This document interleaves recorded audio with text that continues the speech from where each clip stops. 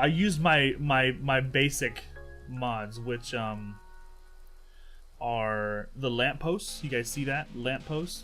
It adds just lamps. Yo, Chadpole with a host. Thank you, sir. I appreciate that.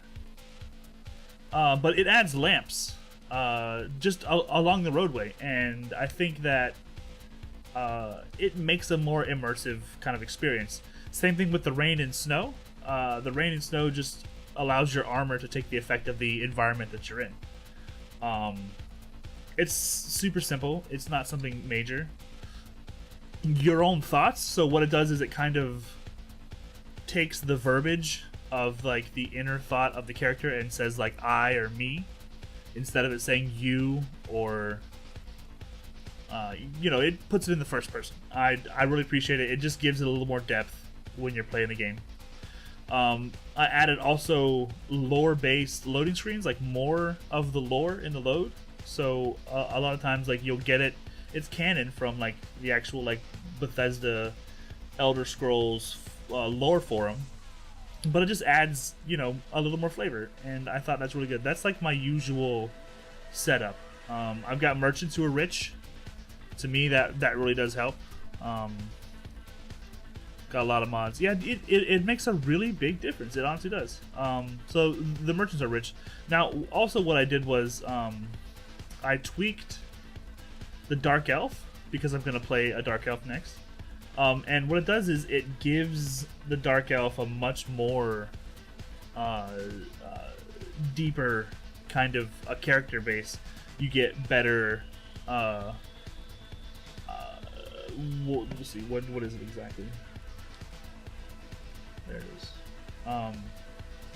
You get more spells, you get more combat. Like it basically just like really buffs that type of a race.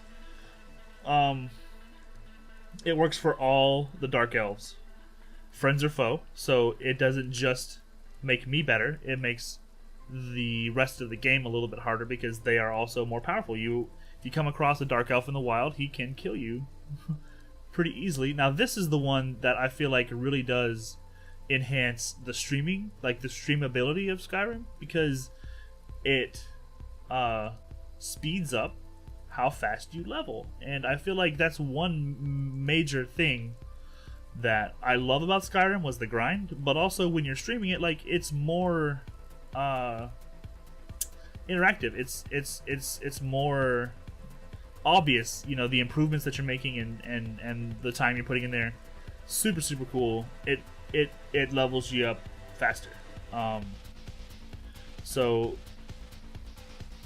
I used it. This is the first time I've used it. It's working well. I'm loving it. I've got more kill moves and decaps. I think that's just fun. You get the cut screen more often. Very cool. I've also got the race tweak for the Argonian. That's why I started playing an Argonian on this playthrough. It does a lot of fun stuff. You can look these mods up yourself and see like the actual thing it does. But everything that I'm scrolling through, like behind my head here, that's what it does. You know, it does basically gives your kind of animal-based races more power. Sweat Dog! Thanks for the host, buddy. Good to see you. Good morning.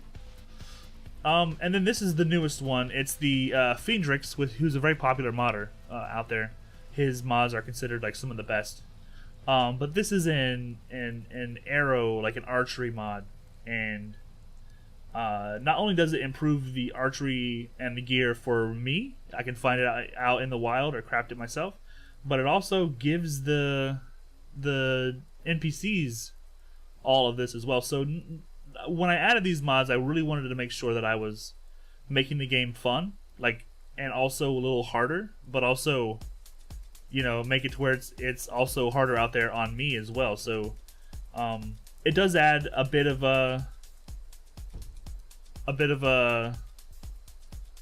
twist. It makes it to where you're leveling faster, so the game is more fun to play. It's more interactive, and you experience more of like the game itself when you stream it. But also, it's a little bit harder. You know, I fully expect to die every now and again, and